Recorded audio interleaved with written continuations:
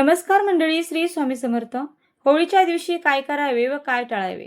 दरवर्षी फाल्गुन पौर्णिमेला होळी सण साजरा केला जातो.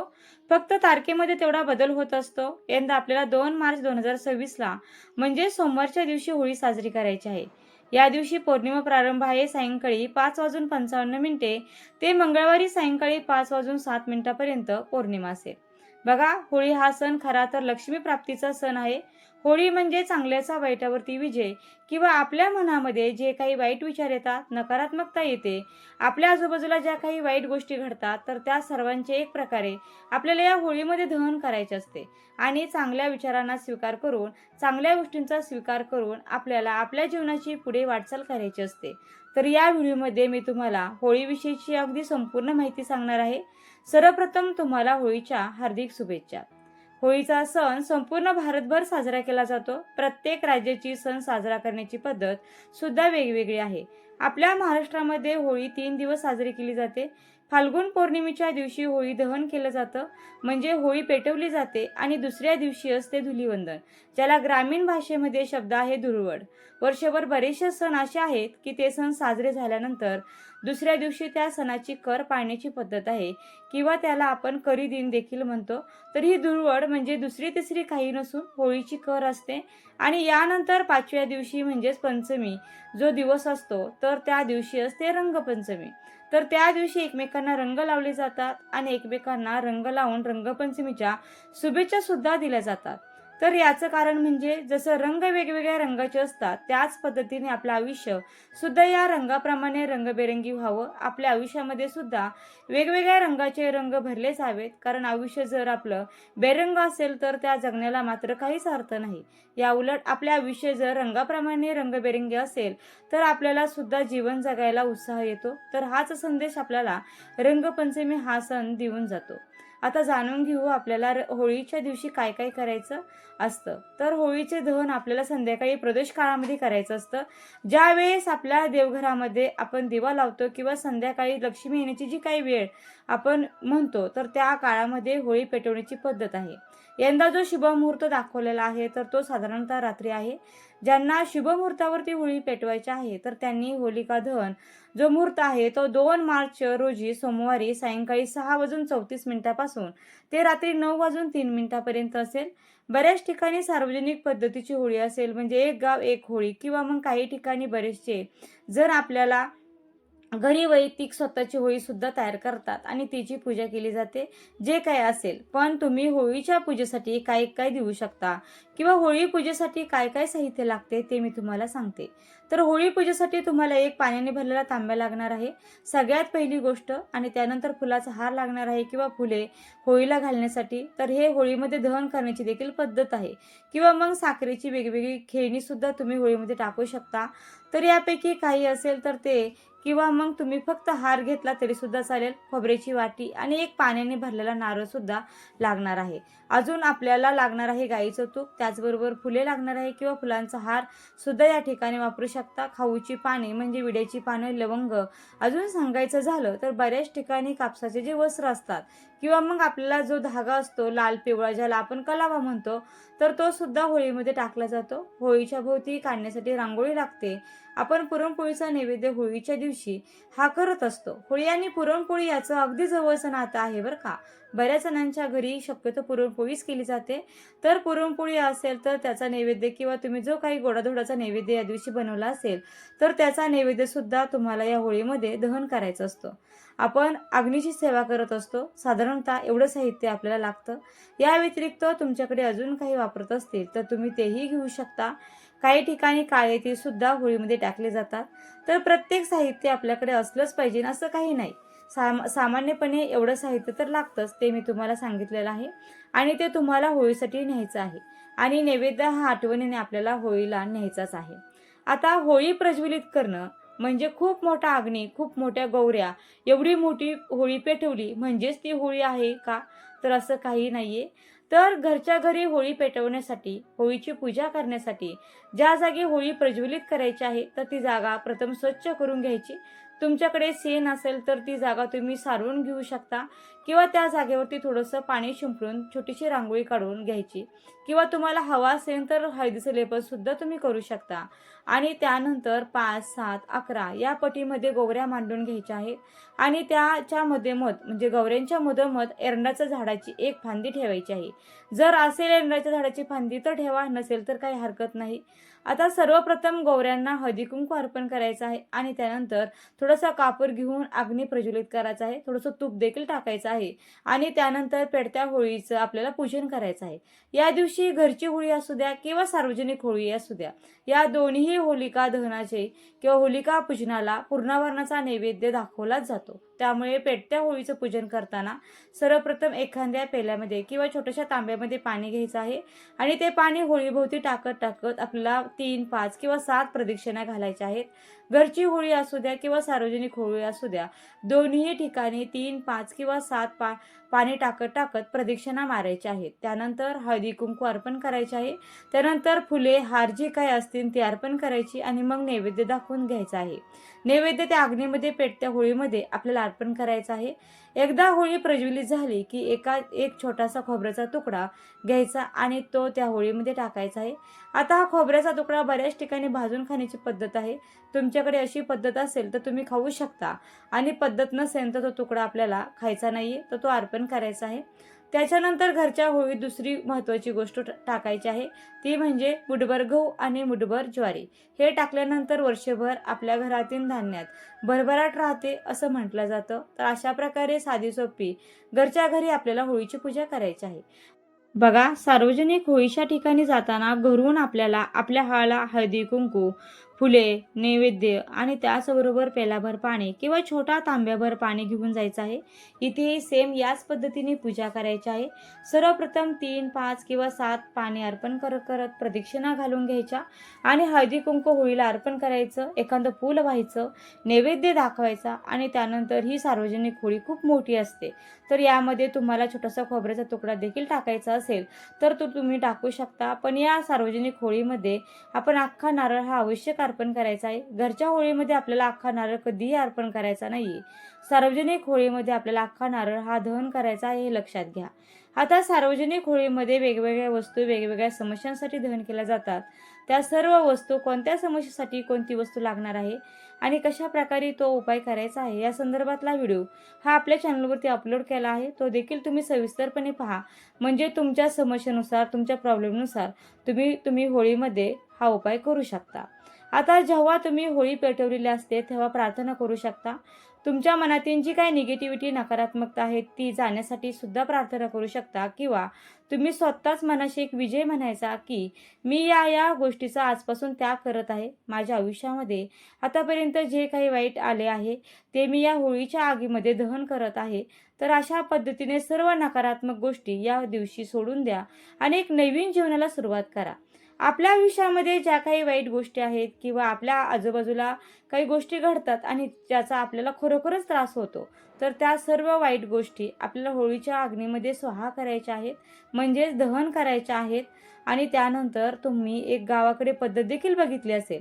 बऱ्याच ठिकाणी ही पद्धत असते की जेव्हा होळी पेटवली जाते तेव्हा बोंबा मारल्या जातात, म्हणजे हाताने आपल्या तोंडावरती असं मारून घेतलं जातं. त्याला बोंबा बांधण्याची पद्धत आहे. तर ही जी काही शब्द आहेत तर त्याचा अर्थ सुद्धा तोच होतो की दुसरे काही बोलण्यापेक्षा त्या बोंबा मारल्या जातात आणि निगेटिव्हिटी आहे, जी काही नकारात्मकता आहे, वाईट गोष्टी आहेत, तर त्या अग्नीमध्ये दहन हो, यासाठी एक प्रकारची ती प्रार्थनाच असते. बघा, जास्त मोठी होळी असेल तर अगदी जवळ जाऊ नका आणि त्यानंतर होळीला नमस्कार करायचा देखील आहे. हवं तर त्याच तांब्यामध्ये तुम्ही होळीची जी काही राख असते किंवा पेट्रोलला जो काही बिस्तव असतो तर तो नक्की घरी घेऊन येऊ शकता. आणि तुमच्या घरी आल्यानंतर तुम्हाला काय करायचं आहे, तुमच्या देवघराच्या आसपास कुठे म्हणजे आग्नेय कोपऱ्यात जागा असेल तर तिथे किंवा तुमच्या घरामध्ये कुठेही आग्नेय कोपऱ्यामध्ये तुम्हाला तो बिस्तव एखाद्या प्लेटमध्ये ठेवायचा आहे किंवा एखाद्या ताटामध्ये तुम्हाला तो ठेवायचा आहे. आपलं देवपूजेचं म्हणजे देवांना स्नान घालण्याचं जे काही ताट असतं, तुम्ही त्याला ताम्हण म्हणता, तरी त्याच्यामध्ये सुद्धा तुम्ही तो विस्तव ठेवू शकता तरी चालेल. आणि अग्नी जोपर्यंत पेटलेला आहे, समजा तुम्ही विस्तव आणताना जर तो विझून गेला म्हणजे एक गाव एक होळी असेल आणि अंतानं तो विझून गेला, तर इथे मग तुम्ही घरी आणून तुम्ही तो पुन्हा पेटवू शकता. किंवा तुम्ही घरीच होळी केलेली असेल तर मग तिथल्या तिथे तुम्हाला तो सहज शक्य होईल, घरात आणणं सोपं होईल. आणि तो मग अग्नी जोपर्यंत चालू आहे तर त्याच्याजवळ तुम्हाला एक पंती मोहरीचं तेल घेऊन, मोहरीचं तेल नसेल तर मग तेलाची एक वात लावा आणि त्यामध्ये तुम्ही मोहरी टाकू शकता पिवळी. आपल्या घरामध्ये आपण भाजीसाठी जी काही काळी मोहरी वापरतो तर ती मोहरी देखील टाकली तरी देखील चालेल. आणि ती तेलामध्ये मोहरी टाकल्यानंतर त्या मोहरीच्या तेलाचा दिवा तुम्हाला आणलेल्या होळीच्या विस्तवाजवळ लावायचा आहे आणि त्यांना नमस्कार देखील करायचा आहे. होळीचा जो अग्नी आहे तो आपल्या घरामध्ये आणतो आणि आपण आपल्या घरामध्ये ठेवला तर आपल्या घरामध्ये जी काही इडापिडा असते, अशांतता असते किंवा नकारात्मकता असते तर ती निघून जावी, यासाठी ही होळीची राख किंवा होळीचा विस्तव आणण्याची पद्धत आहे. आणि हा विस्तव सकाळपर्यंत शांत होतो आणि होऊनही जातो.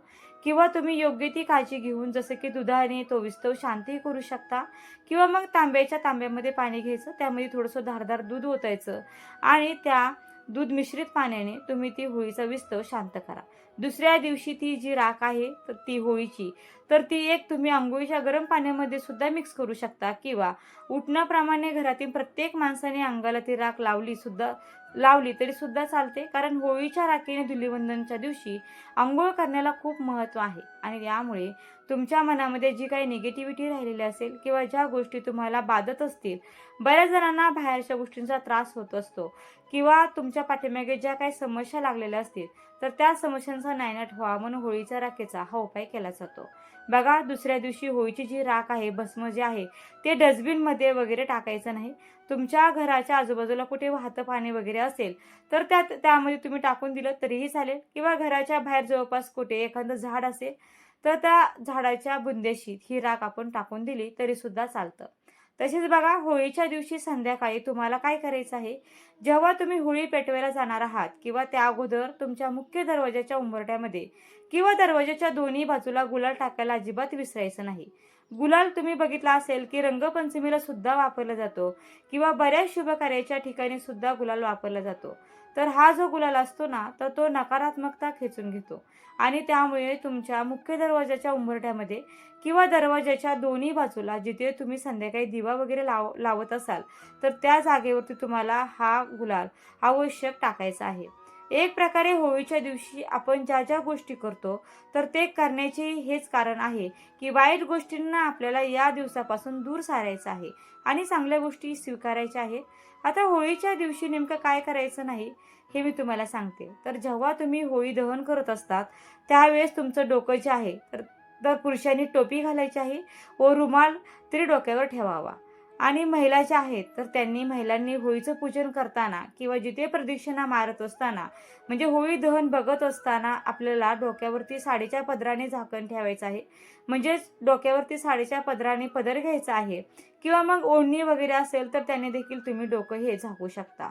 डोकं उघडं राहणार नाही याची काळजी घ्या. यानंतर होळीच्या दिवशी दुसरी गोष्ट आपल्याला ही एक पाळायची आहे, आपल्याला काळा रंग वापरायचा नाही.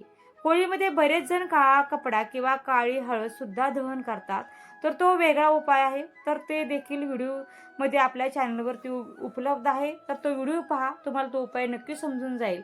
पण आपण स्वतः या दिवशी काळ्या रंगाचे कपडे मात्र परिधान करायचे नाहीयेत आणि पांढऱ्या रंगाचे सुद्धा कपडे या दिवशी परिधान करायचे नाहीयेत.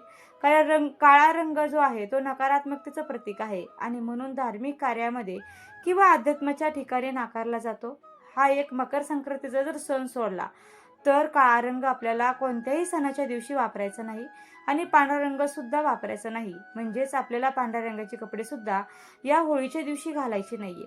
त्याचबरोबर होळीच्या दिवशी तुम्हाला पैसे उधार द्यायचे नाहीयेत किंवा कोणाकडून उधार पैसे म्हणून देखील घ्यायचे नाहीयेत. त्यामुळे तुम्हाला आर्थिक समस्याला सामोरे जाऊ शकता. बरेच शनिवार तुम्ही असे देखील बघितले असतील की महिला ज्या आहेत ना काही ना काही दानधर्म म्हणा किंवा सौभाग्याच्या वस्तू हळदी कुंकू एकमेकींना देत असतात. पण होळीच्या दिवशी आपल्याला सौभाग्याच्या कोणत्याही वस्तू वाण म्हणून किंवा कोणत्याही प्रकारचा दानधर्म वस्तू ज्या असतात तर त्या करायच्या नाहीयेत. थोडक्यात काय, दानधर्म आपल्याला करायचा नाहीये. गरीब व्यक्तींना तुम्ही दानधर्म करतात ते वेगळे, पण काही कपड्याचं दान असेल किंवा काही भेटवस्तू आपण देत असतो किंवा हळदी कुंकवाच्या कार्यक्रमामध्ये आपण सौभाग्यकारक वस्तू देत असतो तर त्या मात्र या दिवशी आपल्याला अजिबात द्यायच्या नाहीयेत. यानंतर अजून एक गोष्ट महत्त्वाची की बऱ्याच वेळा आपल्याला चालत फिरत असताना काही वस्तू आपल्याला सापडतात, पण होळीच्या दिवशी तुम्हाला कोणत्याही वस्तू सापडल्या की ज्या तुम्हाला असं वाटेल की वस्तू चांगली आहे आणि ती आपण आपल्या घरी घेऊन नेऊ शकतो किंवा मग उचलून समजा घरी नेली तर पुढे काय तिचं काय करायचं हे ठरवू शकतो. पण होळीच्या दिवशी तुम्हाला कितीही उपयोगाची वस्तू सापडली किंवा तुम्हाला काही लाभ झाला तरी तो तुम्हाला घरी न्यायचा नाहीये. म्हणजे काय, सापडलेल्या वस्तूमध्ये तुम्हाला जरी काही आवश्यक गोष्टी वाटल्या तरी पण काय असतं की होळीच्या दिवशी बरेच जण वेगवेगळ्या प्रकारचे उपाय करतात आणि या काळामध्ये नकारात्मक शक्तीचे वर्चस्व हे जास्त प्रमाणात असतं आणि उपाय करताना लोक जास्तीत जास्त करून नकारात्मकता दूर करण्यासाठी म्हणून बऱ्याच गोष्टींचा वापर करत असतात. तर मग त्या गोष्टी तुमच्याकडे येऊ शकतात आणि या कारणामुळे तुम्हाला रस्त्यावर किंवा इतरत्र कोणत्याही ठिकाणी वस्तू पडलेली उचलून तुम्हाला तुमच्या घरी अजिबात आणायची नाहीये. आणि बरेच लोक मंत्र तंत्र किंवा थोड्याशा तांत्रिक गोष्टी पण करत असतात आणि त्यामुळे सुद्धा आपल्याला यामध्ये पडायचं नाहीये. एवढी एक गोष्ट महत्त्वाची लक्षात घ्यायची आहे. आता बघा, ज्याचं लग्न होऊन पूर्ण 1 वर्ष सुद्धा झालेलं नाही, म्हणजे ज्याच्या लग्नानंतर पहिलीच होळी आहे, त्यांनी सुद्धा होलिका दहन पाहू नये. म्हणजे पती असेल किंवा पत्नी असेल त्यांनी देखील होळी दहनाच्या ठिकाणी जायचं नाहीये. ज्यांना एकच अपत्य आहे, मुलगा असो किंवा मुलगी असो, त्यांनी सुद्धा होळी दहन पाहायचं नाहीये. त्याचबरोबर या दिवशी तामसिक अन्नपदार्थ खाणे पिणे सुद्धा टाळावे. आणि दुसरी गोष्ट, ज्या सासा-सुना असतात त्यांनी सुद्धा होळी दहनाला एकत्रित जाऊ नये. समजा दोघीपैकी एखादीच होळीचं दहन बघायला गेलेले असेल तर काही हरकत नाही, पण दोघींनी सोबत जाऊन होळीचं दहन पाहायचं नाहीये. यामुळे कुटुंबामध्ये नातेसंबंध बिघडू शकतात. तुम्हाला जर होळीचं पूजन करायला जायचं असेल तर दोघींनी थोडीशी मागे पुढे वेळ बघून गेलं तर चांगलं राहील. अजून एक गोष्ट म्हणजे ज्या गर्भवती महिला आहेत त्यांनी सुद्धा होलिका दहन पाहायचं नाही आणि जे नवजात बालके आहेत त्यांनी सुद्धा होलिका दहन पाहू नये. म्हणजे नवजात म्हणजे ज्यांची अगदी पहिलीच होळी असेल तर त्यांच्यासाठी, किंवा काही महिन्यांची जी बाळं असतील त्यांना घेऊन होळीच्या ठिकाणी जाऊ नका. कारण तुम्हाला पहिल्यापासून अर्थ समजला असेल की नकारात्मक गोष्टींचं दहन या होळीच्या अग्नीमध्ये केलं जातं. आणि ज्या गर्भवती महिला असतात किंवा जी लहान बाळं असतात किंवा ज्यांचं नवीन लग्न झालेलं असतं तर त्यांचं सगळं पहिलं म्हणजेच पहिल्याच वेळा या गोष्टी त्यांच्यासाठी घडत असतात. किंवा गर्भवती महिलांसाठी काहींची पहिलीच प्रेग्नन्सी असेल किंवा त्यांच्या पोटी जन्माला येणारं बाळसुद्धा एक नवा जीव असणार आहे. तर या सर्व कारणांसाठी त्यांनी होळीचं दहन पाहणे वर्ज्य करण्यात आलेलं आहे. तर हे नियम त्या व्यक्तीने पाळले तर नक्कीच बरं होतील. बघा, दुसरी गोष्ट म्हणजे होलिका दहनाच्या पूजेमध्ये तुम्हाला उत्तरेकडे किंवा पूर्वेकडे तोंड करून होळीचं दर्शन घ्यायचं आहे. दक्षिणेला तोंड करू नका. आणि तुमची राशी जर कर्क असेल तर त्याचा अधिपती हा चंद्र आहे आणि त्यामुळे त्या व्यक्तीने चंद्राच्या संबंधित काही वस्तूचे दान केले तर चांगलं होईल. म्हणजे साखर असेल, दूध असेल किंवा पांढरे जे अन्नपदार्थ असतात किंवा पांढऱ्या रंगाच्या ज्या काही गोष्टी असतात किंवा ज्या एखाद्या गरजूला दिल्या तर त्याला उपयोगी येतील तर त्या मात्र कर्क राशीच्या व्यक्तींनीच फक्त दान करू शकतात. होलिका दहनाच्या अग्नीमध्ये धान्य किंवा कडधान्य भाजून खाल्ले तर ते आरोग्यासाठी देखील खूप चांगले असते. आता अजून एक प्रथा आहे की ज्याच्या घरी कोणी आजारी व्यक्ती असतात तर त्यांनी त्यांच्या घरच्यांनी काय करायचं, त्यांच्यासाठी जो आपण काही होळीचा अग्नी घरी आणणार आहोत तर त्या अग्नीवरती त्यांना थोडासा 1-2 पापड किंवा कुरवडी भाजून द्यायची आणि ती त्यांना आवर्जून खायला द्यायची. यामुळे सुद्धा त्यांच्या आरोग्यामध्ये सुधारणा होते. अगदी जुन्या काळापासूनची प्रथा आहे. तुमच्याकडे असेल तर नक्की कमेंटमध्ये मला सांगा. आणि नक्कीच म्हणजे याचा खूप चांगला गुण देखील येतो. तर तुम्ही हा उपाय त्यांच्यासाठी नक्की करू शकता. आता फाल्गुन पौर्णिमा आहे, त्यामुळे देवी लक्ष्मी आणि श्रीहरी विष्णू यांची सुद्धा आवर्जून पूजा करण्याची पद्धत या दिवशी आहे. त्याचप्रमाणे चंद्राला अर्घ्य या दिवशी देऊ शकता. चंद्राला दुधाचे अर्घ्य दिल्याने पती पत्नी यांच्यामध्ये वितुष्ट आणि भांडणे दूर होतात. पण दोघांनी एकत्रितपणे म्हणजेच त्या तांब्याला दोघांनी हात लावायचा आणि चंद्रदेवतेकडे बघत बघत त्यांचे स्मरण करत करत अर्घ्य हे द्यायचं आहे. तर बघा, होळी सणासंदर्भातील संपूर्ण माहिती या व्हिडिओच्या माध्यमातून देण्याचा प्रयत्न केला आहे. व्हिडिओ आवडला असेल तर व्हिडिओला नक्की लाईक करा, शेअर करा आणि चॅनलला सबस्क्राईब करायला मात्र विसरू नका. व्हिडिओ शेवटपर्यंत पाहिल्याबद्दल अगदी मनापासून तुमची खूप खूप आभारी आहे. तुमची होळी एकदम शुभ आणि आनंदाची हो हीच मी प्रार्थना करते. पुन्हा सर्वांना एकदा आमच्या मराठी परिवाराकडून सर्वांना होळीच्या हार्दिक हार्दिक शुभेच्छा. धन्यवाद. श्री स्वामी समर्थ. जय जय स्वामी समर्थ. रामकृष्ण हरी. जय जय रामकृष्ण हरी. ओम नमो भगवते वासुदेवाय नमः.